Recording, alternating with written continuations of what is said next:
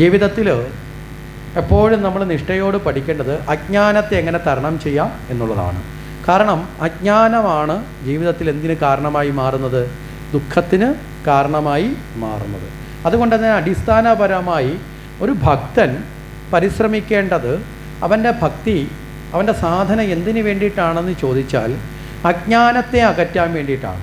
മനസ്സിലാവല്ലോ? അജ്ഞാനത്തെ അകറ്റിയാൽ മാത്രമേ ആ സാധന കൊണ്ട് ആരെ നേടാൻ പറ്റൂ? ഈശ്വരനെ നേടാൻ പറ്റൂ. അല്ലാതെ ഈശ്വരനെ നേടാൻ വേണ്ടിയിട്ടല്ല അടിസ്ഥാനപരമായ ഒരു ഭക്തൻ സാധന നടത്തേണ്ടത്. നമ്മുടെ ആചാര്യന്മാരാരും ഈശ്വരനെ നേടിത്തന്നവരല്ല. നമ്മുടെ ഋഷീശ്വരന്മാരാരും ഈശ്വരനെ നേടി തന്നവർ അല്ല. പറഞ്ഞൊരു ആശയം മനസ്സിലായോ? അവരൊക്കെ എന്താ തന്നത്? നമുക്ക് ഈശ്വരനെ നേടാൻ പ്രാപ്തമായ നിലയിൽ നമ്മളെ രൂപപ്പെടുത്താനുള്ള അറിവാണ് പറഞ്ഞു തന്നത്. അല്ലേ? ശരിയല്ലേ? നമ്മൾ കുറച്ച് കളിമണ്ണ് ഇരിക്കുന്നു എന്ന് വെക്കുക. ഈ കളിമണ്ണെടുത്ത് വിറ്റാൽ കിട്ടുന്നതിനേക്കാൾ പൈസ അതിനെ വിഗ്രഹമാക്കി മാറ്റിയാൽ കിട്ടത്തില്ലേ? കിട്ടുമോ? കിട്ടത്തില്ലേ? കളിമണ്ണെന്ന് പറയുന്നതിന് കൂടിപ്പോയാൽ ഒരു 10 രൂപ കിട്ടുമെന്ന് വെക്കുക. അതിനെ തന്നെ നമ്മളെടുത്ത് പ്രോസസ്സ് ചെയ്ത് അതിനെ ഒരു മനോഹരമായ ഒരു കൃഷ്ണ വിഗ്രഹമാക്കി നിങ്ങൾ വെച്ചാൽ ആ വിഗ്രഹത്തിന് 10 രൂപയേക്കാൾ ചിലപ്പോൾ 10 ഇരട്ടി വില കിട്ടിയെന്ന് വരും അല്ലേ? 1000 രൂപ എന്ന് ആൾക്കാർ മേടിക്കാൻ പറ്റില്ല. അപ്പോൾ അവിടെ ഒരു മൂല്യവർദ്ധനവ് ഉണ്ടായില്ലേ? ഉണ്ടായോ? മൂല്യത്തിന് വർധനവ് വന്നില്ലേ? 10 രൂപയ്ക്കുള്ള കളിമണ്ണ് അല്ലേ, വളരെ ലളിതമായ വെള്ളം കൂടി ചേർന്ന് ഒരു കരവിരുത് പ്രകടമായപ്പോൾ അതിൻ്റെ മൂല്യം എത്രയായി മാറി? 1000 മാറി, 100 ഇരട്ടിയായി മാറി. ചിലപ്പോൾ 100 ഇരട്ടി കൂടുതലും ആവില്ലേ? ഇപ്പം നമുക്കറിയാം രാജാ രവിവർമ്മയുടെയൊക്കെ ചിത്രങ്ങൾക്ക് ലക്ഷക്കണക്കിന് രൂപ വിലയുണ്ടെന്നാണ് പറയപ്പെടുന്നത്. രാജാവ് രവിവർമ്മ വരച്ചത് ലക്ഷക്കണക്കിന് രൂപയുടെ പെയിൻറ്റ് വെച്ചാണോ വരച്ചത്?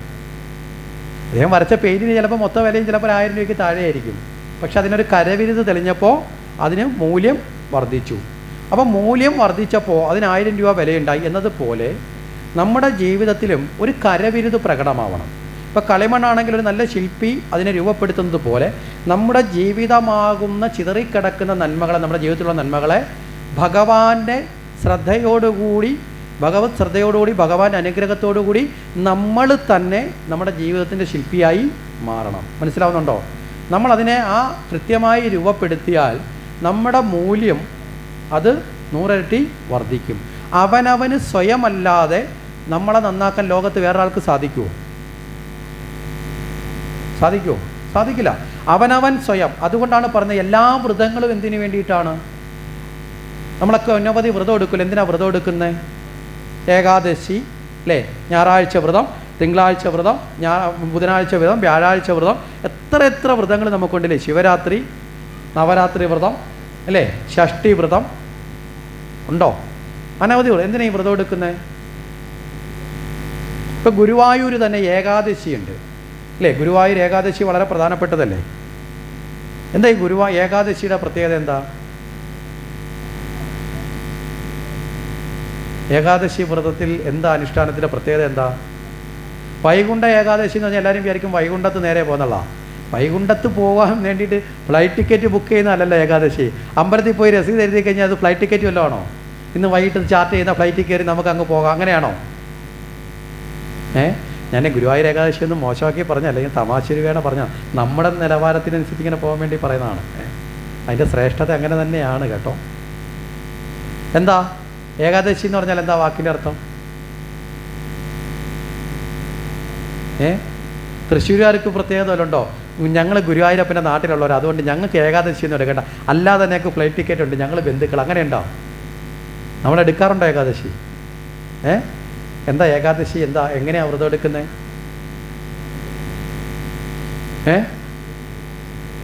അരിയാഹാരം കഴിക്കാതിരുന്ന് വ്രതം എടുക്കും. നമുക്ക് മൊത്തം ഈ ആഹാരമായിട്ട് ബന്ധപ്പെട്ടുള്ള ചിന്തയേ ഉള്ളൂ. യജ്ഞമുണ്ട്, കേൾക്കാൻ പോയിരുന്നോ? ആഹാരം ഉണ്ടോടി? ഉണ്ട്. എന്നാ പോവാം. ക്ഷേത്രത്തിൽ പൂജയുണ്ട്, ആഹാരമുണ്ടോ? കഞ്ഞിയുണ്ട്? ഉണ്ട്. എന്നാ പോവാം. നേരെ മറിച്ച് യജ്ഞമുണ്ട്, ഭഗവാനുണ്ട്, എന്താ നാമജപം, ശരി, നാമജപം പറഞ്ഞു, നല്ല കാര്യം. ആഹാരമൊക്കെ അതിൻ്റെ ഒരു, നമ്മൾ കൂടുതൽ അതിൽ ശ്രദ്ധ കൊടുക്കണം. ചിലയിടത്ത് ചോദിക്കും ശിവരാത്രി എന്ന് വെച്ചാൽ ഒരിക്കലും ഊണ്, പിന്നെ ഉറക്കമൊഴിച്ചിൽ, ഇതൊക്കെയാണ്. നമ്മുടെ ദേഹവുമായി ബന്ധപ്പെടുത്തി നമ്മൾ ചിന്തിക്കരുത്. നമ്മളെ ദേഹതലത്തിൽ നിന്ന് ഉയരാൻ വേണ്ടിയിട്ടാണ്. മനസ്സിലായി? നമ്മൾ മനസ്സിലാക്കി വെക്കുന്നതിന് ശരിയായ നിലയിൽ മനസ്സിലാക്കാൻ നമ്മൾ ശ്രമിക്കണം. ഏകാദശി എന്ന് പറഞ്ഞാൽ ദശം 10, ഏകം 1. മനസ്സിലായില്ലേ? 10ൽ നിന്ന് 1ലേക്ക് എത്തുക.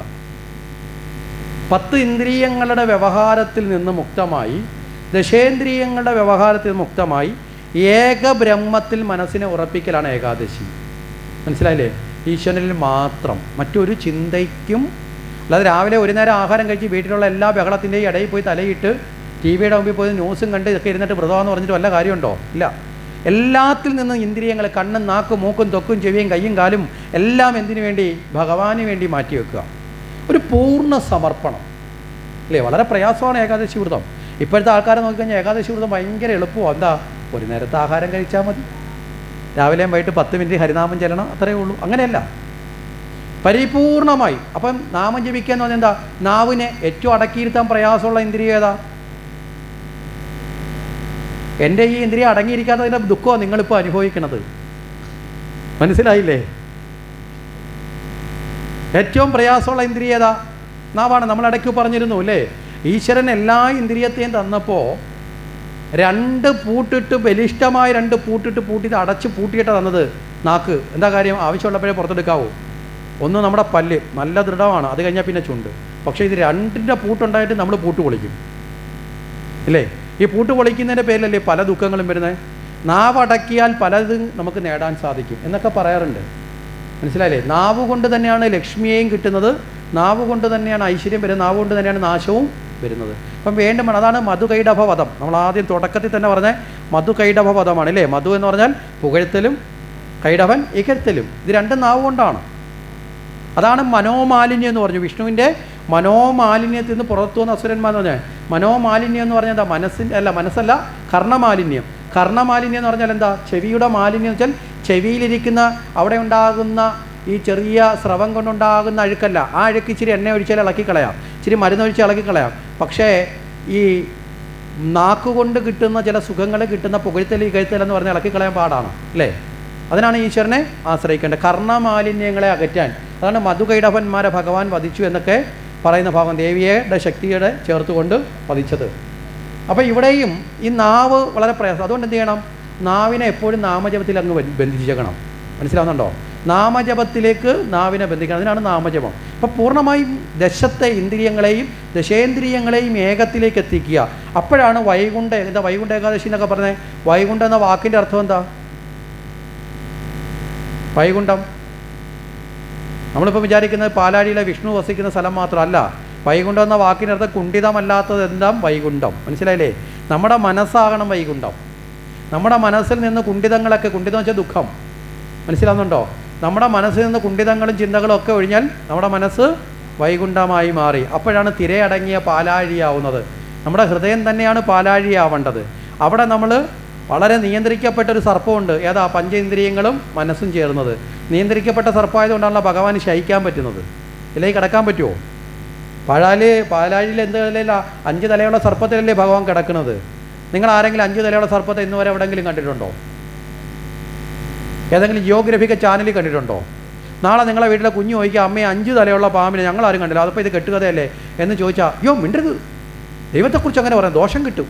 നിങ്ങളത് പറഞ്ഞാൽ നിങ്ങളെ കുഞ്ഞുങ്ങളെ നിങ്ങൾ വഴിതെറ്റിക്കലാണ്. നമ്മൾ ഇടയ്ക്ക് വെച്ച് പറഞ്ഞു, ഒരിക്കലും ദൈവത്തിൽ നിന്ന് ദോഷം കിട്ടുമെന്നോ പാപം കിട്ടുമെന്നോ പറഞ്ഞ് പഠിപ്പിക്കരുത്. മനസ്സിലാവുന്നുണ്ടോ? ഭയം നമ്മുടെ ജീവിതത്തിലെ ഏറ്റവും വലിയ ദുർഗുണമാണ്. ഭയപ്പെടാനല്ല ഈശ്വരവിശ്വാസം, ആണോ? ഭയത്തെ കളയാനാണ്. ഭയം എന്തിൻ്റെയാണ്? അജ്ഞാനമുള്ളപ്പോഴാണ് ഭയം ഉണ്ടാവുന്നത്. അപ്പോൾ നിങ്ങൾ നിങ്ങളെ കുഞ്ഞുങ്ങളെ ഭയപ്പെടുത്തുന്നുണ്ടെങ്കിൽ അവരെ നിങ്ങൾ എന്തിനടിമയാക്കുന്നു? അജ്ഞാനത്തിന് അടിമയാക്കുക. നേരെ മറിച്ച് അവരോട് പറഞ്ഞു കൊടുക്കണം, അത് ഇന്നതാണ്. അതിനെന്ത് ചെയ്യണം? നമ്മളത് മനസ്സിലാക്കാൻ ശ്രമിക്കണം. 5 തലയുള്ള പാമ്പ് വെച്ചാൽ പഞ്ച ഇന്ദ്രിയങ്ങൾ, മനസ്സിലായില്ലേ? ഒരൊറ്റ ഉടലിലാണ്, മനസ്സാകുന്ന ഉടലിലാണ് ഇന്ദ്രിയങ്ങൾ വ്യവഹരിക്കുന്നത് അല്ലേ? മനസ്സില്ലെങ്കിൽ ഇന്ദ്രിയങ്ങളുടെ സുഖങ്ങൾ നടക്കുമോ? നിങ്ങൾ നാവ് കൊണ്ടൊരു പാൽപ്പായസം കുടിച്ചു, മധുരമുണ്ടെന്ന് തിരിച്ചറിയുന്നത് ആരാ? മനസ്സാണ്. നാവ് രുചിച്ചതിനെ തിരിച്ചറിയുന്ന മനസ്സാണ്. മനസ്സാണ് നാളെ ഓർത്ത് പറയുന്നത്, ഇന്നലെ കുടിച്ച പായസത്തിന് എന്ത് മധുരം, നാക്കത് പറയുമോ? നിങ്ങൾ ഇന്നലെ കുടിച്ച പായസത്തിൻ്റെ മധുരം നാളത്തെ കട്ടൻ ചായ കയർപ്പുണ്ടെങ്കിൽ നാവ് മറക്കും അല്ലേ? പക്ഷേ നിങ്ങൾ ഒരാഴ്ച കഴിഞ്ഞായിട്ട് നിങ്ങൾ പറയുകയാണ്, വെള്ളിത്തിരുത്തിയിലെ നവാഹയജ്ഞത്തിൻ്റെ അന്ന് നല്ല പായസമായിരുന്നു അവസാനത്തെ ദിവസം, കൊള്ളായിരുന്നു. അത് പറയുന്നത് എന്താ? നാവാണോ? മനസ്സാണ്. നിങ്ങൾ കണ്ണുകൊണ്ട് കണ്ടതിൽ ആനന്ദിക്കുന്നതും രസിക്കുന്നതും ആരാ? നിങ്ങൾ കണ്ണുകൊണ്ട് ഒരാളെ കണ്ടത് കണ്ണാണ്, ശരി, അംഗീകരിക്കാം. പക്ഷേ ഈ കണ്ട ആളിൻ്റെ പുറകിൽ പോയി അയാളുടെ 10 വർഷത്തെ ഹിസ്റ്ററി വരെ എടുത്ത് നിങ്ങളെ ആനന്ദിപ്പിക്കുന്നതോ അല്ലെങ്കിൽ നിങ്ങളെ ദുഃഖിപ്പിക്കുന്നതോ ആരാ? മനസ്സിലാവുന്നുണ്ടോ? നിങ്ങളൊരു വാക്ക് കേട്ടു, അന്നേരം പറയാം ഇയാൾ പണ്ടു എന്നെ ഇങ്ങനെ വിളിച്ചിട്ടുണ്ട്. ഈ പണ്ട് വിളിച്ചതും ആരാ? ചെവിയാന്ന് കേട്ടെ, മനസ്സാണ് ഓർമ്മിപ്പിക്കുന്നത്. അപ്പം മനസ്സാണ്. അപ്പം ഈ മനസ്സ് ഇന്ദ്രിയത്തിനോട് ചേർന്ന് നിൽക്കുക. ഈ ഇന്ദ്രിയങ്ങളെയും മനസ്സിനെയും നിയന്ത്രിക്കണം. അതാണത് വളരെ അച്ചടക്കത്തോടുകൂടി പാലാഴിയിൽ പള്ളി കൊള്ളാൻ മെത്തയെ പോലെ കിടന്നു കൊടുക്കുന്നത്. മനസ്സിലായില്ലേ? അതിനകത്താണ് ചതുർഭുജത്തിൽ ആര്? വിഷ്ണു. സർവം വ്യാപിച്ച് നിൽക്കുന്നവൻ, എനർജി ലെവലാണ്. ഇനി മറ്റൊരർത്ഥവും പറയാം അനന്തന്. എന്താ അനന്തന് പറയുന്ന മറ്റൊരർത്ഥം? ഭഗവാൻ നിൽക്കുന്ന എന്തിലാണെന്ന് വെച്ചാൽ ഈ പ്രപഞ്ചം മുഴുവൻ നിൽക്കുന്ന എനർജിയിലാണ്. എനർജി സഞ്ചരിക്കുന്ന എങ്ങനെ? തരംഗ രൂപത്തിലല്ലേ? അല്ലേ? നേരെയാണോ? എനർജി സഞ്ചരിക്കുന്ന സർപ്പാകൃതിയിലാണ്. മനസ്സിലായില്ലേ? അപ്പോൾ ആ ഒരു അർത്ഥത്തിൽ നോക്കുമ്പോഴും അവിടെയും നമുക്ക് നിരവധി, അങ്ങനെ അനവധി അർത്ഥസംഹിതകളോടുകൂടി ശ്രേഷ്ഠമായതാണ് നമ്മുടെ ആചാരങ്ങളെന്ന് നമ്മൾ തിരിച്ചറിയുക. അപ്പോൾ 10 ഇന്ദ്രിയങ്ങളെ നിയന്ത്രിക്കണം. അതിനാണ് നമ്മൾ രാമൻ്റെയും രാവണൻ്റെയും കഥ പറഞ്ഞു അല്ലേ? ദശരഥൻ്റെ കഥ പറഞ്ഞു. 10 ഇന്ദ്രിയങ്ങളെ നിയന്ത്രിച്ചവൻ, രാവണൻ നിയന്ത്രണമില്ലാത്തവൻ. അപ്പോൾ ഏകാദശി എന്ന് പറഞ്ഞെങ്കിൽ ഇങ്ങനെ ഓരോ വ്രതങ്ങളും എന്തിനാണെന്ന് വെച്ചാൽ അവനവനെ ഉദ്ധരിക്കാനാണ്. കഠിനമായ വ്രതസാധന, ഉദ്ധരേത് ആത്മനാത്മാന നാനാവ്രത സാധനയാ. കഠിനമായ വ്രതസാധന കൊണ്ട് നാം നമ്മളെ ഉയർത്തണം, നമ്മളെ ശുദ്ധീകരിക്കണം. അതാണ് പറയുന്നത്, നമ്മളെ മേക്ക് ചെയ്യണം, മേക്കിംഗ് നടക്കണം. നമ്മളെ നിർമ്മിക്കലാണ് വ്രതങ്ങൾ കൊണ്ട് ഉദ്ദേശിക്കുന്നത്. അവിടെയാണ് വളരെ മൂല്യമില്ലാത്ത കളിമണ്ണ് പോലും വളരെ മൂല്യമുള്ള വസ്തുക്കളായി മാറുന്നത് പോലെ നമ്മുടെ ജീവിതത്തെ നമ്മൾ ക്രമീകരിക്കാൻ സാധിക്കണം. അപ്പോൾ ഒരു ഭക്തൻ ഭക്തിയിൽ ആദ്യമായി ചെയ്യേണ്ട കർത്തവ്യം എന്ന് പറഞ്ഞാൽ എന്താണ്? സ്വജീവിതത്തെ ചിട്ടപ്പെടുത്തുക എന്നുള്ളതാണ്. മനസ്സിലാവുന്നുണ്ടോ? അജ്ഞാനത്തെ അകറ്റുമ്പോൾ നമ്മുടെ ജീവിതം ചിട്ടപ്പെട്ടു തുടങ്ങും. കാര്യം എന്തൊക്കെയാണോ ചെയ്യേണ്ടത്, എങ്ങനെയൊക്കെയാണ് ചെയ്യേണ്ടത്, എന്തൊക്കെയാണോ ആചരിക്കേണ്ടതെന്ന് മനസ്സിലാക്കി ആ ആചാരത്തിലേക്ക് പോകുമ്പോൾ നമ്മളിന്ന് രാവിലെ ഒരു കഥ പറഞ്ഞ കണക്ക് ശീലങ്ങൾ പതുക്കെ എന്തായി മാറും? സ്വഭാവമായി മാറും. സ്വഭാവം പതുക്കെ കൊണ്ട് എന്തായി മാറും? സംസ്കാരമായി മാറും.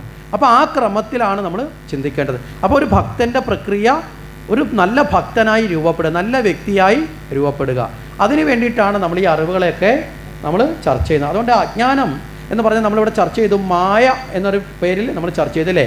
ഉള്ളതിനെ ഇല്ലാതാക്കുകയും ഇല്ലാത്തതിനെ ഉണ്ട് എന്ന് തോന്നിപ്പിക്കുകയും ചെയ്യുന്നതാണ്.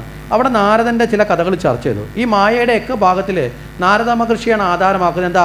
ബ്രഹ്മജ്ഞാനിയാണ് നാരദർ, എന്നിട്ടും നാരദർക്ക് മായ പിടികിട്ടു. മനസ്സിലല്ലേ? അപ്പോൾ ജ്ഞാനികൾക്ക് പോലും എന്ത് വരാം? മായ വരാം. അപ്പോൾ ഭാഗവതത്തിൽ നമ്മൾ ചിന്തിച്ചാൽ ഒരു കഥ വരും. ഉദ്ധവർ, ഭഗവാന്റെ ഏറ്റവും വലിയ ഭക്തനാണ് ഉദ്ധവർ. ഉദ്ധവരുടെ പ്രത്യേകത എന്താ? ഭഗവാന് വിവിധ കാറ്റഗറിയിലുള്ള ഭക്തന്മാരുണ്ട്. ശ്രീകൃഷ്ണന് ഏതൊക്കെ കാറ്റഗറിയിലുള്ളവരുണ്ടായിരുന്നേ? ഗോപികമാർ പ്രേമഭക്തിയല്ലേ? ഗോപികമാർക്ക് വേറെ ഭക്തിയൊന്നുമില്ല. എന്താ ഭക്തി? കൃഷ്ണൻ ഞങ്ങളുടേതാണ്, ഞങ്ങൾ കൃഷ്ണൻ്റേതാണ് അല്ലേ? അതാണ് ഗോപികമാർ. യശോദയ്ക്കും അതണക്ക് തന്നെ വസുദേവർക്കും ദേവകിക്കൊക്കെ ഉണ്ടായിരുന്ന എന്താ? വാത്സല്യ ഭക്തിയാണ് അല്ലേ? കംസനുണ്ടായത് ഭയഭക്തിയാണ്, പേടിച്ചിട്ട് ഭക്തിയാണ്. ശരിയല്ലേ? നാരദർക്കൊക്കെ ഉണ്ടായിരുന്നത് ജ്ഞാനഭക്തിയാണ്. അപ്പോൾ ഓരോ ആൾക്കാർക്കും ഓരോ തരത്തിലുള്ള ഭക്തിയാണ് ഭഗവാനോട് ഉണ്ടായിരുന്നത്. അതുകൊണ്ട് തന്നെയാണ് ഭഗവാൻ പറഞ്ഞത്, ഏതേത് നിലയിലാണെങ്കിലും എന്നെ ഭജിച്ചാൽ മതി, ലക്ഷ്യം ഞാനായിരിക്കണം അല്ലേ? ഇപ്പോൾ നിങ്ങൾക്ക് തൃശ്ശൂരേക്ക് പോകാൻ ഈ ഒരു റോഡ് വഴി മാത്രമേ പോകാവൂ എന്ന് നിങ്ങൾ ശഠിക്കുന്നുണ്ടെങ്കിൽ നിങ്ങളുടെ അറിവില്ലായ്മയല്ലേ അത്? ശരിയല്ലേ? തൃശ്ശൂരേക്ക് പോകാൻ ഈ ഒരു റോഡ് മാത്രമേ ഉള്ളൂ. വേറെ ദിക്കിന്ന് വരുന്നൊക്കെ തൃശ്ശൂർ വരാം. മനസ്സിലായില്ലേ? അപ്പോൾ അതുപോലെ ഭഗവാനിലെ ലക്ഷ്യം വെച്ച് ഭഗവാനിലേക്കാണെങ്കിൽ ഏതേത് വഴിയിലൂടെ വരാം. കർമ്മയോഗത്തിലൂടെ വരാം, ജ്ഞാനയോഗത്തിലൂടെ വരാം അല്ലേ? ഭക്തിയോഗത്തിലൂടെ വരാം, രാജയോഗത്തിലൂടെ വരാം. നമ്മൾ 4 യോഗമാർഗ്ഗങ്ങൾ ചർച്ച ചെയ്തു. ഇനി ഭക്തിയിൽ തന്നെ പലതരം ഭക്തിയില്ലേ അല്ലേ? ഭക്തിയിൽ തന്നെ പലതരം ഭക്തിയുണ്ട്. സഹാര ഭക്തിയുണ്ട്. എന്താ? ദേവതാ രൂപങ്ങൾ ഉണ്ടാക്കി വെച്ച് പൂജിക്കുന്ന ഭക്തിയുണ്ട്. ഇനി ഒരു രൂപത്തെയും വെക്കാതെ നമുക്ക് നിരാകാര ഭക്തിയുണ്ട്, ജ്ഞാനഭക്തിയുണ്ട്, പലതരത്തിലുള്ള ഭക്തിയുണ്ട്. ഭക്തിമാർഗ്ഗങ്ങൾ പലതരത്തിലുണ്ട്. എല്ലാം ഏകമാണെന്നൊരു ശാഠ്യമൊന്നും നമുക്കില്ല. എല്ലാവർക്കും ഒരേ ഉടുപ്പ് ഇട്ടുകൊണ്ട് നടക്കണമെന്ന് പറഞ്ഞാൽ ഒരേ അളവിലുള്ള ഉടുപ്പ് ഈ നാട്ടിലുള്ള എല്ലാവരും ഇടണമെന്ന് പറഞ്ഞാൽ നടക്കുന്ന കാര്യമാണോ? ആണോ? നല്ല തടിച്ച ഒരു ചേട്ടനുണ്ട്, നല്ല മെലിഞ്ഞ ഒരു ചേട്ടനുണ്ട്, ഇനി തടിയ ഇടത്തരമുള്ള ഒരാളുണ്ട്, ഒരാൾക്ക് നല്ല ഹൈറ്റുള്ള ഒരാളുണ്ട്, ഒട്ടും ഹൈറ്റ് ഇല്ലാത്ത ആളുണ്ട്. ഇവർക്കെല്ലാം ഒരേ അളവിലുള്ള ഉടുപ്പ് കൊടുത്തിട്ട് ഇതാണ് നിങ്ങൾ ഇട്ടുകൊണ്ട് നടക്കണമെന്ന്, ഒരേ അളവിൽ ഒരേ നിറമായിക്കോട്ടെ, പക്ഷെ ഒരേ അളവിലെ ഉടുപ്പ് തയ്ച്ചു കൊടുത്തിട്ട് ഇട്ടുകൊണ്ട് നടക്കണം വെച്ചാൽ നടക്കുന്ന കാര്യമാണോ? കനം കുറഞ്ഞ ചില ആൾക്കാരൊക്കെ ഇട്ടാൽ ബലൂൺ ഇട്ടുകൊണ്ട് നടക്കുന്നതാണ് കിടക്കില്ല, ചാക്കി കയറി കിടക്കുന്നതാണ് കിടക്കും. തടിച്ച ഒരാൾക്ക് മെലിഞ്ഞ ഒരാൾ ഇടുന്ന ഷർട്ട് ഇട്ടാൽ എന്തായിരിക്കും അവസ്ഥ? വലിഞ്ഞു കയറി പൊട്ടിപ്പോവും അല്ലേ? അപ്പോൾ ഓരോരുത്തരുടെയും മനോഭാവം അനുസരിച്ച്, അതുകൊണ്ടാണ് നമ്മൾ നോക്കുമ്പോൾ ഇത്രയും ബഹുദേവതാരാധന ഹിന്ദുവിൽ അനുവദിച്ചിട്ടുള്ളത്. മനസ്സിലായില്ലേ? ഏറ്റവും സൈക്കോളജിക്കലായിട്ടാണ് ഹിന്ദുവിൻ്റെ ദർശനം. മറ്റുള്ള പലരും പറയും ഒരു ദൈവമേ ഉള്ളൂ, ഒരു ദൈവത്തെ മാത്രം, എന്നിട്ടോ മറ്റുള്ളതെല്ലാം നശിപ്പിക്കേണ്ടതാണെന്നും പറഞ്ഞ് അല്ലേ വരൾ പിടിച്ചിറങ്ങുമ്പോൾ നമ്മൾ എത്ര വിശാലമായിട്ട് പറഞ്ഞത്, എത്ര ദൈവം നന്മയിലേക്ക് പോയാൽ മതി അല്ലേ? ബഹുദൈവത്തിൻ്റെ ആരാധന നമുക്ക് തന്നത് അത്ര സ്വാതന്ത്ര്യം നമുക്ക് തന്നെ. ലോകത്ത് ഇത്രയധികം സ്വാതന്ത്ര്യം കൽപ്പിച്ചിട്ടുള്ള വേറൊരു ദർശനം വേറെയില്ല. ഇവിടെ ശ്രീകൃഷ്ണ ഭഗവാൻ നേരിട്ട് അർജുനനെ ഗീത ഉപദേശിച്ചു. ഗീതയിൽ ഉപദേശമൊക്കെ കൊടുത്തിട്ട് ഭഗവാൻ അർജുനോട് പറഞ്ഞെന്താ? അർജുന, ഞാൻ ഈ പറഞ്ഞതൊന്നും ധിക്കരിക്കാൻ പറ്റാത്ത സത്യങ്ങളാണ്, അതുകൊണ്ട് ഈ പറഞ്ഞത് മുഴുവൻ നീ അതേപടി ചെയ്യണം, ഇല്ലെങ്കിൽ നിനക്ക് ദോഷം കിട്ടും എന്ന് പറഞ്ഞോ? പറഞ്ഞില്ല.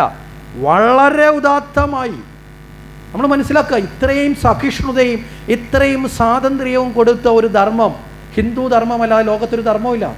എന്താ കൊടുത്ത സ്വാതന്ത്ര്യം? എന്താ കൊടുത്തത്? അർജുനോട് പറഞ്ഞു, അർജുന, നിനക്ക് സ്വയം ചിന്തിച്ച് വിമർശിക്കാനുള്ള സ്വാതന്ത്ര്യം വരെ കൊടുത്തു. വിമർശയിക അശേഷേണ, നീ സ്വയം ചിന്തിച്ച് വിമർശിച്ച് ഇതിൽ നിന്ന് സ്വീകാര്യമായതിനെ നീ സ്വീകരിക്കുക. മനസ്സിലാവുന്നുണ്ടോ? നിനക്ക് സ്വീകാര്യമായതിനെ നീ സ്വീകരിക്കുക, വേണ്ടാത്തതിനെ മാറ്റി വെച്ചേക്കുക. നിർബന്ധമില്ല. പക്ഷെ മറ്റു പലരും അങ്ങനെയാണോ? നിർബന്ധിക്കലാണ്. അസഹിഷ്ണുതയുണ്ട്. ഇവിടെ സഹിഷ്ണുതയാണ്. ഇവിടെ ആകെ പറയുന്ന ഒന്നേ ഉള്ളൂ, ശരിയുടെ പാതയിലേക്ക് പോകണം, സത്യത്തിൻ്റെ പാതയിലേക്ക് പോകണം. നിങ്ങൾ ബൈക്കിൽ പോയാലും കാറിൽ പോയാലും ബസ്സിൽ പോയാലും ട്രെയിനിൽ പോയാലും നിങ്ങൾക്ക് എത്തേണ്ട ജംഗ്ഷനിൽ എത്താം. എത്തി കൂടെ? എത്താവോ? മനസ്സിലാവുന്നുണ്ടോ? കാശുള്ളവൻ കാറിൽ പോവും, കാശില്ലാത്തവൻ ബൈക്കിൽ പോവും, അതിലും കാശില്ലാത്ത എന്ത് ചെയ്യും? ബസ്സിൽ പോവും. പോവില്ലേ? ഇവരെല്ലാവരും ചിലപ്പോൾ ഒരാൾ മുമ്പേ എത്തും, ഒരാൾ കുറച്ച് കഴിഞ്ഞെത്തും, ഒരാൾ ഇന്നെത്തും, ഒരാൾ നാളെ എത്തും. പറഞ്ഞൊരാശയം മനസ്സിലായോ? എല്ലാവർക്കും സഞ്ചരിക്കാവുന്ന പാത, ഇത്ര വിശാലമായ പാതയാണ്. ശരി, ഇവിടെ പറഞ്ഞത് ഭഗവാന് പല കാറ്റഗറിയിലുള്ള ഭക്തന്മാരുണ്ടെന്ന് പറഞ്ഞു. അതിനൊരു ക്ലാരിഫിക്കേഷൻ തരാനാണ് ഇത്രയും കൂടെ ചേർത്തത്. അവിടെ അതിനകത്ത് ഉദ്ധവൻ എന്ന് പറഞ്ഞാൽ ഭഗവാന്റെ ജ്ഞാനി ഭക്തനാണ്. ഉദ്ധവർ പൊതുവിൽ ഭഗവാന്റെ ഏറ്റവും ജ്ഞാനത്തോടു കൂടിയ ഭക്തനാണ് എന്നത് ഉദ്ധവർക്കൊരു അഹന്തയായി മാറി. എൻ്റെ അത്രയും ഭഗവാനെ അറിഞ്ഞ വേറെ ആരുമില്ല, ഭഗവാന്റെ അതേ സ്വരൂപമാണ്. കൃഷ്ണനെ ഉദ്ധവരെയും കണ്ടാൽ മാറിപ്പോകുന്ന പറയണേ. അങ്ങനെയുള്ള ഉദ്ധവരിൽ ഈ അഹന്തയെന്ന് മാറ്റണം എന്ന് ആരാഗ്രഹിച്ചു? ഭഗവാൻ തന്നെ ആഗ്രഹിച്ചു. തൻ്റെ മന്ത്രിയാണ്, സുഹൃത്താണ്, ഭക്തനാണ്. മനസ്സിലായില്ലേ? ആ ഉദ്ധവരെ ഒന്ന് ശുദ്ധീകരിക്കണമെന്ന് ഭഗവാൻ ആഗ്രഹിച്ചു. അതിനുവേണ്ടി എന്ത് ചെയ്തു? ഗോപികമാരടുത്തേക്കാണ് വിട്ടത്. ഏറ്റവും ജ്ഞാനിയായ ആളിനെ ഒരു വിദ്യാഭ്യാസവും ഇല്ലാത്ത ഗോപികമാരടുത്ത് വിട്ട് പാഠം പഠിപ്പിച്ചു. മനസ്സിലായില്ലേ? എന്താ കാരണം? ഭഗവാന്റെ ഭക്തിയിൽ ഉദ്ധവരേക്കാൾ ഉയർന്നു നിൽക്കുന്നവരാണ് ആര്? ഗോപികമാർ. ഉദ്ധവർ അങ്ങോട്ട് പോയത് കാട്ടിലെ സ്ത്രീകളെന്നും പറഞ്ഞാൽ പോയത്. തിരിച്ചു വന്നിട്ട് പറഞ്ഞു, ഭഗവാനെ, അവരെ ഒന്നും മനസ്സിലാക്കാനുള്ള അറിവൊന്നും എനിക്കായിട്ടില്ല. ഉദ്ധവരെ അവിടെ ശുദ്ധീകരിച്ചെടുത്തു. എന്താ? അഹന്തയിൽ നിന്ന് മാറ്റി. അപ്പം ഭഗവാൻ ഏറ്റവും കൂടുതൽ ആഗ്രഹിക്കുന്നത് എന്താ? അഹന്തയിൽ നിന്ന് മുക്തമാക്കുക. അപ്പം നമ്മൾ തന്നെ അതിനും കൂടെ പരിശ്രമിക്കണം. അപ്പോൾ അതിനാണ് നമ്മൾ നമ്മളെ വീട്ടിൽ പണ്ട് കാലം മുതലേ നമ്മുടെ ആചാര്യന്മാർ പറയും, സന്ധ്യയ്ക്ക് നാമം ജപിക്കുക അല്ലേ? സന്ധ്യ, എത്ര സന്ധ്യയുണ്ട് നമുക്ക്? അയലത്തെ വീട്ടിലെ സന്ധ്യയുടെ ഒന്നും പേര് പറഞ്ഞു കളയല്ലേ. വിളയി വീട്ടിൽ സന്ധ്യയുണ്ട്, കൊച്ചു വീട്ടിൽ സന്ധ്യയുണ്ട്, വലിയ വീട്ടിൽ സന്ധ്യയുണ്ട്. എത്ര സന്ധ്യയുണ്ട് നമുക്ക്?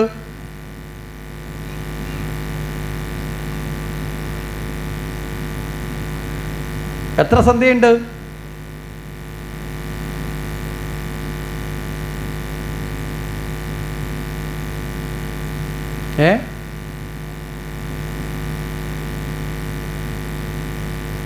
സന്ധ്യയ്ക്ക് വിളക്ക് കൊളുത്തുന്ന വീട്ടിലെ സർവൈശ്വര്യം ഉണ്ടാവുമെന്ന് പറഞ്ഞാൽ, അപ്പോൾ നിങ്ങൾ വിളക്ക് കത്തിക്കുന്നവരൊന്നും അല്ലേ?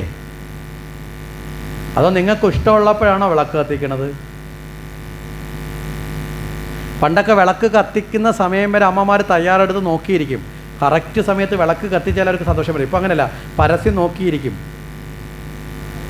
എപ്പോഴാണ് കത്തിക്കേണ്ടത് എന്ന് നോക്കിയിരിക്കും അല്ലേ? എത്ര സന്ധ്യയുണ്ട്? ഈശ്വര രക്ഷതി. ഞാൻ ഭഗവാനോട് തന്നെ പറഞ്ഞ, ഭഗവാനെ രക്ഷപ്പെട്ടോളാം. എത്ര സന്ധ്യയാ ഉള്ളത്? 4 സന്ധ്യയുണ്ട്. മനസ്സിലല്ലേ?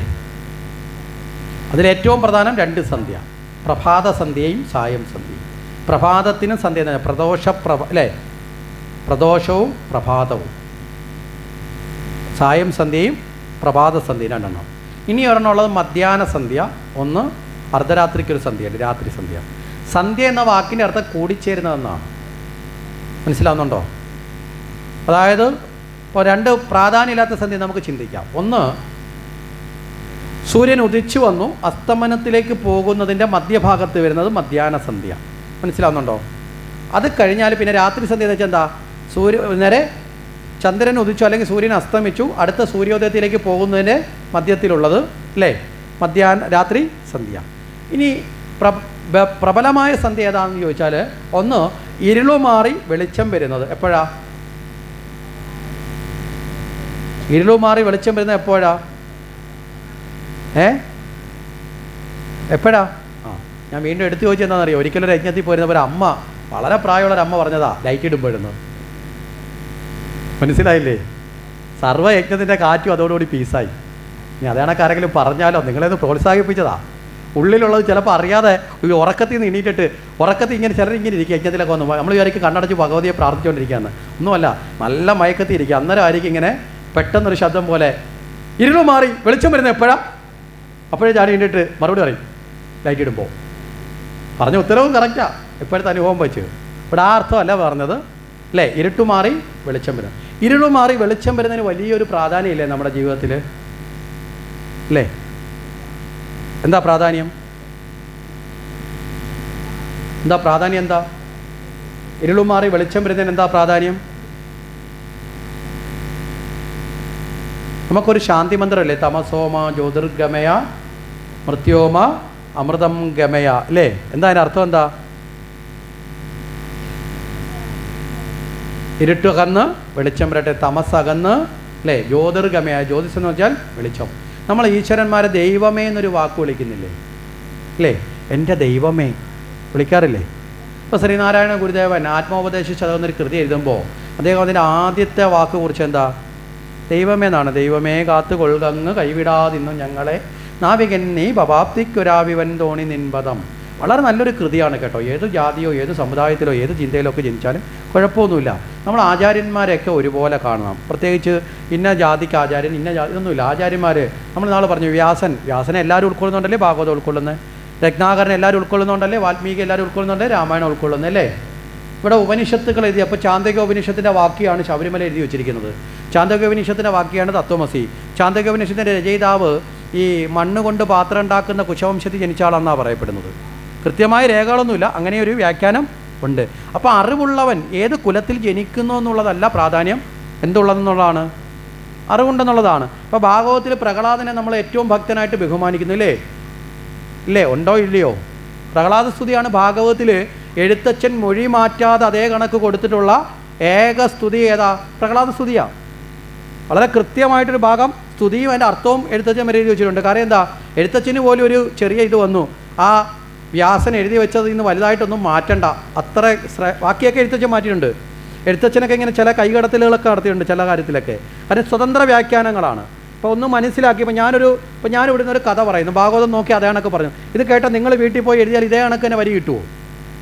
സ്വതന്ത്രമായിട്ട് നിങ്ങൾ, പക്ഷേ ആശയം അത് തന്നെ ആയിരിക്കും. ഇപ്പോൾ എഴുത്തച്ഛൻ്റെയൊക്കെ സ്വതന്ത്ര വ്യാഖ്യാനോ അതിനൊരു പ്രബലമായ ചിലതുണ്ട്, ചിലതൊക്കെ കൂട്ടിച്ചേർത്തിട്ടുണ്ട്. ഉദാഹരണം പറഞ്ഞാൽ രാമായണത്തിൽ വാൽമീകി എഴുതി വെച്ചത് ശൂർപ്പണഖയുടെ കാതും മൂക്കും മാത്രം മുറിച്ചെന്ന, എഴുത്തച്ഛൻ എഴുതിയപ്പോൾ അതിനകത്ത് വേറൊന്നും കൂടെ അങ്ങ് ചേർത്തു, സ്ഥലങ്ങളും മുറിച്ചു എന്നൊക്കെ എഴുതി വെച്ചു. അപ്പോൾ അതെന്താണെന്ന് വെച്ചാൽ ഓരോ കാലഘട്ടത്തിലെ ചിന്താധാരയ്ക്ക് അനുസരിച്ചൊക്കെ ആയിരിക്കും, എന്തെങ്കിലും കാര്യങ്ങളുണ്ടാവാം, അദ്ദേഹത്തിൻ്റെ മനസ്സിനെ സ്വാധീനിച്ച് എന്തെങ്കിലും ചിന്തയുണ്ടാവാം, അതുകൊണ്ട് അത് എഴുതി വെച്ചു. ചർച്ച ചെയ്യണമെന്ന അർത്ഥത്തിലല്ല ഞാൻ പറഞ്ഞു. ഇങ്ങനെ പലതും ഉണ്ടാവും, വ്യാഖ്യാനങ്ങൾ പലതും ഉണ്ടാവാം. ചില സ്ഥലത്തിൽ ഇങ്ങനെയുള്ള ചില വ്യതിയാനങ്ങളൊക്കെ വരും. പക്ഷേ ഇവിടെ ആ പ്രഹ്ലാദൻ്റെ സ്തുതി ഒടുവ് വിട്ടുവീഴ്ചയില്ല അതേ കണക്കിന് ചോദിച്ചു. എന്താ? കാരണം അതിൻ്റെ ശ്രേഷ്ഠത എത്രയാണ്. അവിടെ പ്രഹ്ലാദനെ നമ്മളൊന്ന് ആലോചിച്ചൊക്കെ, നമ്മൾ ഇതുവരെ കുറ്റം പറഞ്ഞ അസുരൻ്റെ മകൻ തന്നെയല്ലേ അല്ലേ? അപ്പോൾ ജനിച്ച കുലമൊന്നുമല്ല, അറിവാണോ അതിനെ സ്വീകരിക്കണം.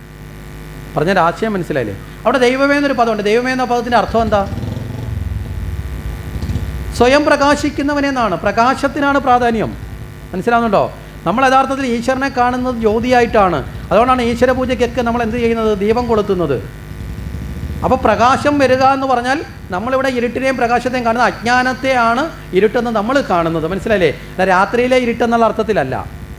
അജ്ഞാനം ഇരുളായും പ്രകാശം ദൈവമായും. അപ്പോൾ പ്രഭാതം വിടരുമ്പോൾ ഇരുട്ടുമാറി പ്രകാശം വരുന്നത് പോലെ നമ്മുടെ ജീവിതത്തിൽ എന്തു മാറണം? ഇരുട്ടുമാറി പ്രകാശം വരാൻ അതിനെ ഒരു പ്രധാന സന്ധ്യയായി ഗണിക്കണം. ആ പ്രഭാത സന്ധ്യയിൽ ദീപം കൊളുത്തും. പണ്ടത്തെയൊക്കെ വീടുകളിൽ ചെയ്യുമായിരുന്നു. ഇന്നിപ്പോൾ നമ്മൾ ഉറക്കം എണീക്കുന്നത് സൂര്യൻ 9 മണി കഴിഞ്ഞിട്ടാണ് അല്ലേ? പണ്ടൊക്കെ സൂര്യൻ വരുന്ന സമയത്ത് തന്നെ കോലായിൽ സൂര്യൻ എത്തുന്നതിന് എണീക്കും. ഇപ്പോൾ കോലായിൽ പോയിട്ട് കാലം കഴിഞ്ഞ് തുടയും കഴിഞ്ഞ് കഴുത്തിൻ്റെ അടുത്ത് വരെ സൂര്യൻ വന്നാലും നമ്മൾ എണീക്കത്തില്ല. എണീക്കുമോ? പണ്ടൊക്കെ വീട് പണിയുമ്പോൾ പോലും ഈ പൂമുഖം പണിയുന്നത് സൂര്യൻ്റെ പ്രകാശം വരുമ്പോൾ വാതിൽ തുറക്കുമ്പോൾ വാതിൽപ്പടി കടന്ന് പ്രകാശം ഉള്ളിൽ പതിക്കുന്ന കണക്കാണ് വീടിൻ്റെ കോല പണിയുന്നത്. പണ്ടത്തെ തത്വശാസ്ത്രം അങ്ങനെയാണ്. ഇപ്പം നമ്മൾ ആകെ ചെയ്യുന്നത് എന്താ? വീട് പണിഞ്ഞിട്ട് അതിൻ്റെ ഫ്രണ്ടിലോട്ട് പിന്നെ എന്ത് ചെയ്യും? ഡ്രസ്സ് വർക്ക് കൂടെ ഇറങ്ങി ഷീറ്റ് ഇറക്കി സൂര്യൻ ഈ മുറ്റത്തേ കയറിപ്പോവരുത്. മനസ്സിലായില്ലേ? നമ്മളെല്ലാവരും പ്രഭാതത്തിൽ വീട് മുറ്റം അടിക്കാറുണ്ടോ?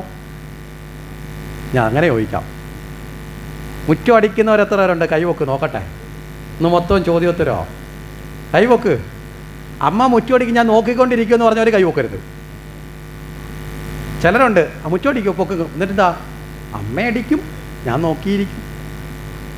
അങ്ങനെ ആവരുത്. എപ്പോഴാണ് മുറ്റം അടിക്കുന്നത്? എപ്പോഴാണ് മുറ്റം അടിക്കേണ്ടത്? എപ്പോഴാണ്? ആർക്ക് ശബ്ദമില്ല? ഇത്രയും പേര് കൈ നോക്കി, ശബ്ദമില്ല. പെട്ടെന്ന് പറയട്ടെ. രാവിലെ 6 മണിക്ക്. പുലർച്ചെ മുറ്റം അടിക്കാൻ പാടില്ല. ഹിന്ദുവിൻ്റെ ശാസ്ത്രപ്രകാരം പുലർച്ചെ മുറ്റം അടിക്കാൻ പാടില്ല. ചെയ്യുന്നുണ്ടെങ്കിൽ അത് തെറ്റാണ്. അത് നിർത്താനുള്ള തൻ്റെ ഇടം ഉണ്ടോ? തെറ്റാണ് എന്ന് ബോധ്യപ്പെട്ടാൽ നിർത്താനുള്ള തൻ്റെ ഇടമുള്ളൊരു കൈവക്ക് നോക്കട്ടെ. തൻ്റെ ഇടമുള്ളവർ കൈവക്കണം. അങ്ങോട്ടും ഇങ്ങോട്ടും നോക്കരുത്. നോക്കട്ടെ, കൈവക്കട്ടെ, നോക്കട്ടെ. ബാക്കിയുള്ളവരില്ല. ഞങ്ങൾ ആ പഴയ കണക്ക് തന്നെയാണ്. അണ്ണാരക്കണ്ണന് അല്ല, എന്താ പറയുന്നത്? അണ്ണാരക്കണ്ണനും അല്ലല്ലോ. ഞങ്ങൾ ഇനി എത്ര പിടിച്ച് താഴെ ഇട്ടാലും ഇല്ല, മൂഷിക സ്ത്രീ വീണ്ടും മൂഷിക സ്ത്രീ ആവുമെന്ന് പറഞ്ഞ കണക്ക് ഞങ്ങൾ വീണ്ടും പഴയ കണക്ക് തന്നെ ചാടും. അങ്ങനെയാണോ? ശരി, നമുക്കത് ചിന്തിക്കാം. അവിടെ നിൽക്കട്ടെ, അതവിടെ വെച്ചേക്കാം. കടമാണ് ഇന്ന് പറഞ്ഞിട്ടേ വിടത്തോളൂ. അത് കടമാണ്, പറയും, കുഴപ്പമില്ല. എല്ലാ കടവും ഇന്ന് തീർക്കും. ഏതെങ്കിലും പറഞ്ഞത് കടം വെച്ചിട്ടുണ്ടെങ്കിൽ നിങ്ങളിന്ന് ചോദിച്ചോ, കുഴപ്പമില്ല, അത് പറയാം. ഒന്നും വെച്ചിട്ട് പോയില്ല. അപ്പോൾ ഇവിടെ പറഞ്ഞു വന്നത് പ്രഭാതം. ഈ പ്രഭാത സന്ധ്യയിൽ ഇരുളും മാറി പ്രകാശത്തിലേക്ക് വരികയാണ് അല്ലേ? നമ്മളെ ഉറക്കത്തിൽ നിന്ന് എണീറ്റ് ഓരോ ദിവസത്തെ ഉറങ്ങി എണീക്കലും ഒരർത്ഥത്തിൽ പറഞ്ഞാൽ ഒരു ജനനമാണ്. ഉറക്കം ഒരു മരണമാണ്. ഇത് 12 മണിക്കൂറോ 8 മണിക്കൂറോ ഉള്ളത് നീണ്ടുപോയി കഴിഞ്ഞാൽ ഈ ശരീരത്തെ ഉപേക്ഷിച്ചുകൊണ്ടുള്ള ഉറക്കം മരണമായി അല്ലേ? അതിൻ്റെ ഒരു ചെറിയ പതിപ്പാണ് ഓരോ ദിവസവും ഉണ്ടാവുന്നത്. അപ്പോൾ ഓരോ ദിവസത്തെ ജനനവും ഈശ്വര സ്മരണയോട് തുടങ്ങണം. പ്രഭാത സന്ധ്യ ഈശ്വര ആരാധനയ്ക്കുള്ളതാണ്.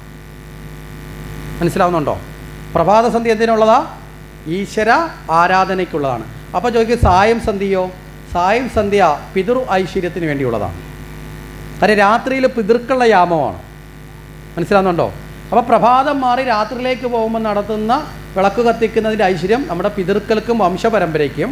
പ്രഭാത സന്ധ്യ കർമ്മത്തിന് പ്രേരകമായത് ഈശ്വരനുള്ളത്. ഇപ്പം ഈശ്വരനുള്ളത് പലയിടത്തും ഇല്ല. ഉണ്ടോ? ഇതാണ് പണ്ടത്തെ കാലത്ത് ചെയ്യുന്നത്. പ്രഭാതത്തിൽ നമ്മൾ വിളക്ക് കത്തിച്ചിട്ട് ജപിക്കുന്ന നാമം ഹരിനാമകീർത്തനമാണ്. ബാക്കി നാമമൊക്കെ ചെല്ലാം, സഹസ്രനാമമൊക്കെ ചെല്ലാം. പക്ഷേ ഏറ്റവും പ്രധാനമായിട്ട് എന്തായിരുന്നു പണ്ട് കാലത്ത്? ഹരിനാമകീർത്തനം. നിങ്ങൾ ശ്രദ്ധിച്ചാൽ അറിയാൻ സാധിക്കും, പണ്ട് നമ്മുടെ ക്ഷേത്രങ്ങളിലൊക്കെ രാവിലെ ഹരിനാമകീർത്തനം നിർബന്ധമായി ഇടുമായിരുന്നു അല്ലേ?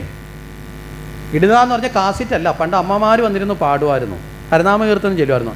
പണ്ടത്തെ എല്ലാ ക്ഷേത്രത്തിലും പ്രഭാതത്തിൽ ഹരിനാമകീർത്തനം ഉണ്ട്, അല്ലെങ്കിൽ ജ്ഞാനപ്പാനയായിരിക്കും. ഒന്നെങ്കിൽ ഹരിനാമകീർത്തനം തന്നെയാണ്, ബേസിക്കലി ഹരിനാമകീർത്തനം തന്നെയാണ്. കേട്ടിട്ടുണ്ടോ അങ്ങനെ ആരെങ്കിലും? ഉണ്ടോ? ഹരിനാമകീർത്തനമാണ്. ഇനി അതിനെ പോലെ തന്നെ പ്രഭാതത്തിൽ ഒരു ശ്ലോകം കൂടി കേൾക്കാം. കൗസല്യാ സുപ്രജാ രാമതീർത്ഥ അല്ലേ? കേട്ടിട്ടുണ്ടോ അങ്ങനെ? എന്തുവാ ഈ സാധനം?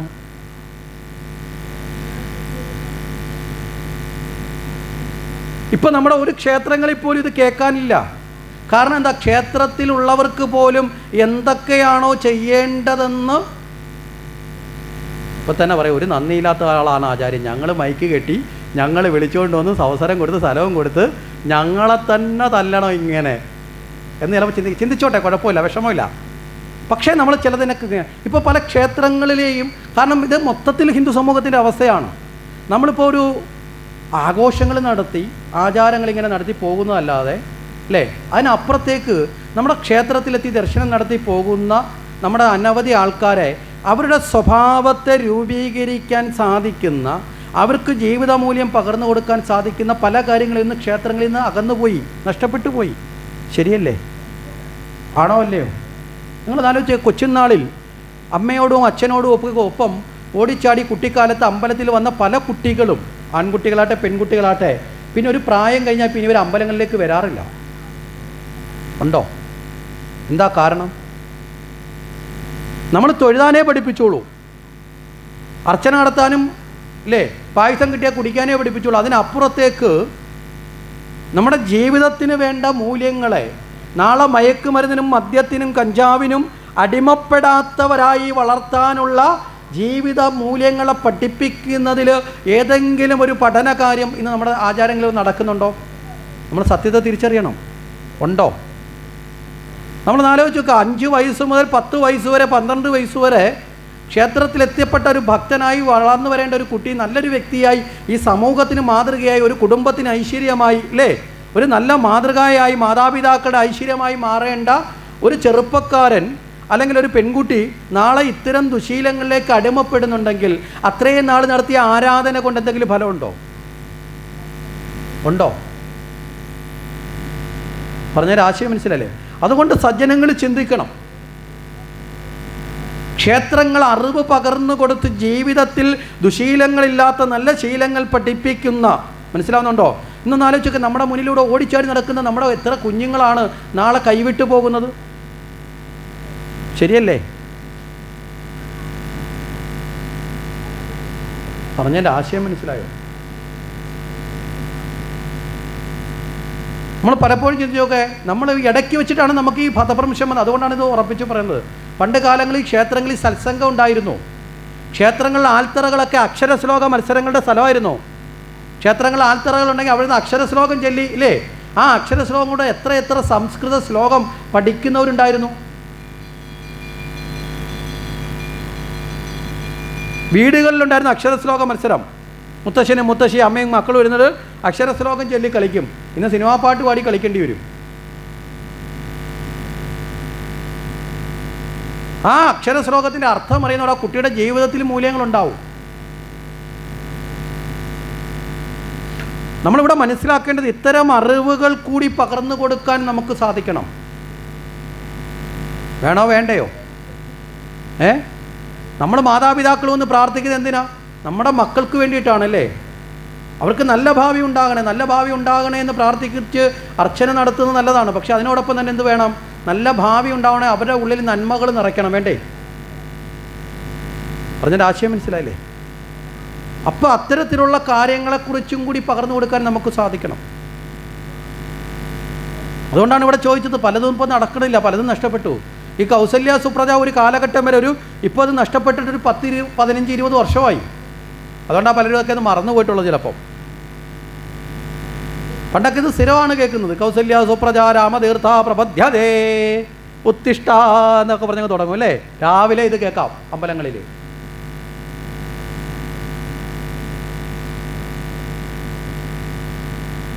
അതൊരു ജീവിത സംസ്കാരത്തിൻ്റെ ഭാഗമായിരുന്നു. ഇപ്പോൾ എന്താ കേൾക്കുന്നത്? രാവിലെ യേശുദാസും കലാഭവൻ ചിത്രയൊക്കെ പാടിയ പാട്ടെടുത്തിട്ട് തകർക്കും. ഇപ്പോൾ ശിവൻ്റെ പാട്ടൊക്കെ കേട്ട് കഴിഞ്ഞാൽ ഉണ്ടല്ലോ, ജുംബോ ഡാൻസ് കളിക്കാൻ തോന്നുന്ന പാട്ടൊക്കെ അമ്പലത്തിൽ ഇടുന്നത്. പേര് മാത്രമേ ഉള്ളൂ ശിവൻ.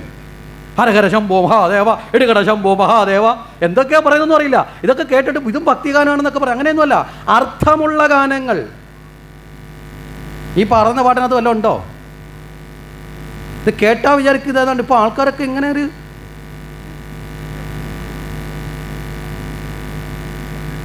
തേജസ്സുറ്റ ഗാനങ്ങളാണ് ഭഗവത് ഗാനങ്ങളെന്ന് പറയണത്. ഭക്തിയുടെ പേരിൽ ഏത് പേക്കോലവും നടത്താനുള്ള സ്ഥലമല്ല ക്ഷേത്രം. ഭഗവത് ഗുണങ്ങളെ വർദ്ധിപ്പിക്കുന്നതും ഭഗവത് സംസ്കാരമുള്ളതും മാത്രം നിലനിർത്തേണ്ട സ്ഥലമാണ് ക്ഷേത്രങ്ങളും ക്ഷേത്രാചാരങ്ങളും ക്ഷേത്രാനുബന്ധ ആഘോഷങ്ങളെല്ലാം ശരിയല്ലേ? ആണോ? ബാക്കിയുള്ളതൊക്കെ നടത്താൻ ക്ലബ്ബുകളുണ്ട്, ഓണാഘോഷ കമ്മിറ്റി, അതിനൊക്കെ പേര് നടത്തിക്കോട്ടെ. ആഘോഷിക്കുന്നത് വേറെ, അനുഷ്ഠാനം വേറെ, ആഘോഷം വേറെ. എന്താ ഈ കൗസല്യ സുപ്രജയുടെ പ്രത്യേകത? എന്താ? പ്രഭാതത്തിൽ വിളക്കെത്തിക്കുന്ന ഇവിടം വരെ വന്ന് എന്താ പ്രത്യേകത? ഇന്നത്തെ നമ്മുടെ വിഷയം ഇങ്ങനെ തന്നെയാണ് കേട്ടോ. എന്താ പ്രത്യേകത?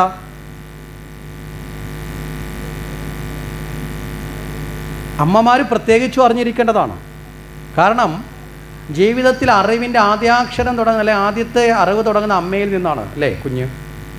അമ്മമാർ പ്രത്യേകിച്ച് അറിഞ്ഞിരിക്കണം. ഒരമ്മ കുഞ്ഞിനെ രാവിലെ വിളിച്ചുണർത്തുന്നത് എപ്രകാരമായിരിക്കണം എന്നൊരു അമ്മയെ പഠിപ്പിക്കുക ഇതിനേക്കാളും നല്ലൊരു പാഠഭാഗം വേറെയില്ല.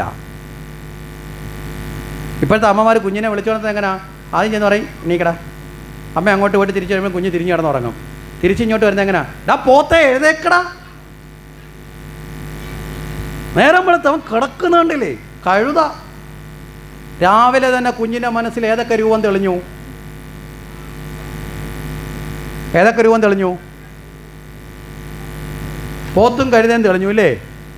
ആദ്യമേ അവൻ്റെ മനസ്സിൽ ഫീൽ ചെയ്ത ആ ഭാവം അവൻ്റെ മനസ്സിലുണ്ടാവും. അവന് പിന്നെ പോത്തും കഴുത ആവാതിരിക്കുമോ?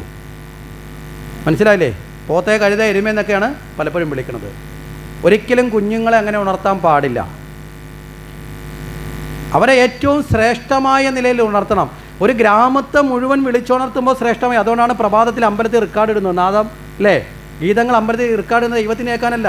ഒരു ഗ്രാമം ഉണരുമ്പോൾ ആ ഗ്രാമത്തിലെ സജ്ജനങ്ങൾ ആ ഭഗവത് ചിന്തയോടുകൂടിയ കീർത്തനങ്ങൾ കേട്ടുണരട്ടെ, ഭഗവത് നാമം കേട്ടുണരട്ടെ. അപ്പോൾ ഭഗവാനെ രാവിലെ തന്നെ ഹരിനാമം കേൾക്കുന്നവൻ്റെ മനസ്സിൽ ആരുടെ രൂപം വരും?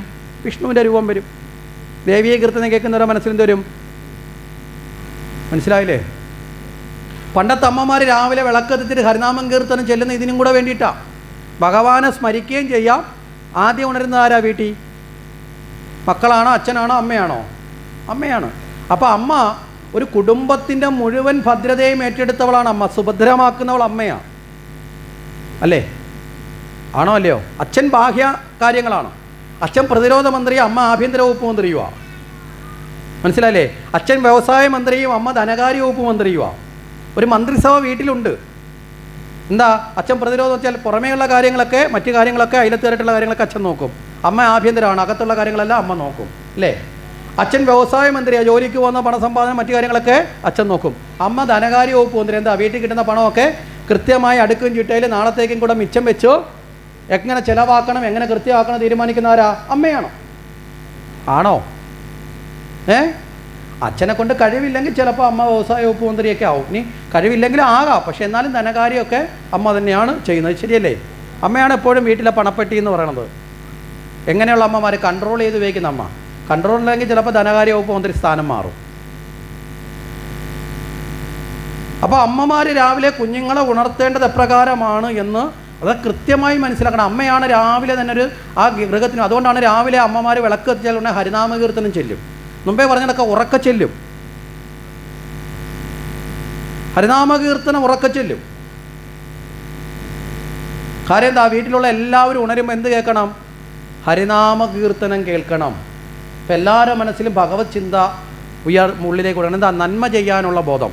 ഇവിടെ കൗസല്യ സുപ്രജ എന്ന് പറയുന്ന ആ കീർത്തനം വരുന്ന രാമായണത്തിലെയുള്ളൊരു വരിയാണ്. രാമായണത്തിൽ വിശ്വാമിത്രനോടൊപ്പം വനയാത്രയ്ക്ക് രാമലക്ഷ്മണന്മാരെ കൂട്ടിക്കൊണ്ടുപോകും. മനസ്സിലായില്ലേ? അപ്പോൾ കൗസല്യാദേവിയേക്കാൾ പ്രിയപ്പെട്ട അമ്മയുടെ സ്ഥാനത്തും ദശരഥനേക്കാൾ പ്രിയപ്പെട്ട അച്ഛൻ്റെ സ്ഥാനത്തുമാണ് വിശ്വാമിത്രൻ ഈ കുഞ്ഞുങ്ങളെ നോക്കുന്നത്. കുഞ്ഞുനാളിലാണ് കൊണ്ടുപോകുന്നത് അല്ലേ അവിടെ യാഗരക്ഷയ്ക്ക്. അപ്പോൾ ദശരഥൻ തന്നെ പറയുന്നത് ഇവർ വളരെ കൊച്ചു കുട്ടികളാണ്. പക്ഷേ എന്നാലും വശിഷ്ഠൻ പറഞ്ഞു യാത്രയാക്കുക. കാരണം എന്താ? ഗുരുനാഥൻ അച്ഛനും അമ്മയ്ക്കും തുല്യമാണ്. നമ്മൾ പലതവണ ചർച്ച ചെയ്തുകൊണ്ട് വിശദീകരിക്കേണ്ട ആവശ്യമില്ല. ഉണ്ടോ? അച്ഛനും അമ്മയ്ക്കും തുല്യമാണ്.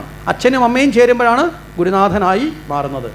ആ എല്ലാ ദിവസവും കിടന്നുറങ്ങിയിട്ട് കുറേ ദിവസം ഉണ്ടായിരുന്നു വിശ്വാമിത്രൻ്റെ കൂടെ ഈ വനത്തിലൂടെ യാത്ര ചെയ്ത് കുറേ ദിവസം യാത്ര ചെയ്തിട്ടാണ് യാഗരക്ഷ എടുത്തത്. പിന്നെ കുറേ യാത്ര ചെയ്തിട്ടാണ് എവിടെ പോകുന്നത്? അയോധ്യയിൽ അവിടെ ജനകരാജാവിൻ്റെ കൊട്ടാരത്തിൽ പോകുന്നതും അകലിലേക്ക് മോക്ഷം കൊടുക്കുകയൊക്കെ. ഈ യാത്ര ചെയ്ത് പോകുമ്പോൾ രാത്രി കിടന്നുറങ്ങുന്ന സമയത്ത് നേരം വിളക്കുമ്പോൾ രാമനെ വിശ്വാമിത്രൻ വിളിച്ചുണർത്തുന്നതാണ് കൗസല്യ സുപ്രജ രാമതീർത്ഥ. മനസ്സിലായില്ലേ? അല്ലയോ കൗസല്യയ്ക്ക് പ്രിയപ്പെട്ടവനെ, ദശരഥ നന്ദര. മനസ്സിലായില്ലേ? സുമിത്രാത്മജ, നിങ്ങളെ എഴുന്നേൽക്കൂ, നിങ്ങളെ ഉണർത്താൻ സൂര്യഭഗവാൻ വന്നിരിക്കുന്നു. മനസ്സിലല്ലേ? രാവിലെ തന്നെ സൂര്യനെക്കുറിച്ചാണ് പറയണേ. പിന്നെയോ മംഗളകാര്യം ചെയ്യാനായി പിറന്നവനെ. മനസ്സിലായില്ലേ? വെറുതെ അല്ല, മോട്ടിവേഷനാണത്. ഏറ്റവും വലിയ മോട്ടിവേഷൻ ട്രെയിനറാണ് അമ്മ. എത്ര ദുഃഖം കൊണ്ട് വാടിത്തളർന്ന് മക്കളിരുന്നാൽ അമ്മയൊന്നും ചെന്ന് തലോടിയിട്ട് കുഴപ്പമില്ലടാ മോനെ, ആ ബിസിനസ് പോയെങ്കിൽ പോട്ടെ, അടുത്ത ബിസിനസ് ചെയ്യാൻ എൻ്റെ മോന് കഴിവുണ്ട് എന്നൊന്ന് അമ്മ പറഞ്ഞു നോക്കട്ടെ. അവൻ സടകുടഞ്ഞ് ചാടി എഴുന്നേക്കും. എഴുന്നേക്കില്ലേ? എഴുന്നേക്കുവോ? ആണായാലും പെണ്ണായാലും കുഞ്ഞുങ്ങൾ ഏറ്റവും വലിയ ദുഃഖം ആദ്യം എന്ന് പറയുന്ന ആരോടാ? അമ്മയോടാ. അവിടെ അമ്മയൊരു മോട്ടിവേഷൻ ട്രെയിനറായി മാറണം. അമ്മയുടെ വാക്കുകൾ കൊണ്ട് ഉരുഷുണ്ടാവണം. സ്വാമി വിവേകാനന്ദൻ്റെ ബാല്യകാലത്തെ അനുഭവമുണ്ട്. സ്കൂളിൽ വെച്ചിട്ടൊരു കുതിരവണ്ടിക്കാരനാവണമെന്ന് പറഞ്ഞ് ആരാകണമെന്ന് ചോദിച്ചപ്പോൾ ബാക്കിയുള്ള കുട്ടികളൊക്കെ പറഞ്ഞു ഡോക്ടറാവണം, എഞ്ചിനീയർ ആവണം, കളക്ടർ ആവണം, സായിപ്പ് ആവണമെന്ന് പറയണമെന്ന്. ബ്രിട്ടീഷുകാരൊക്കെ ഭരിക്കുന്ന കാലം ഇതൊക്കെ പറഞ്ഞു. ഏറ്റവും നല്ലതുപോലെ പഠിക്കുന്ന കുട്ടി നരേന്ദ്രനോട് ചോദിച്ചു, നിനക്കാരാവണം? നരേന്ദ്രൻ എണീറ്റിട്ട് ഏറ്റവും അവസാനം ചോദിച്ചത്. കാരണം എന്താ? ഏറ്റവും വലിയ അഭിപ്രായം പറയുന്നതാണ് അധ്യാപകൻ ധരിച്ചത്. കുട്ടി എഴുന്നേറ്റ് പറഞ്ഞു, എനിക്കൊരു കുതിര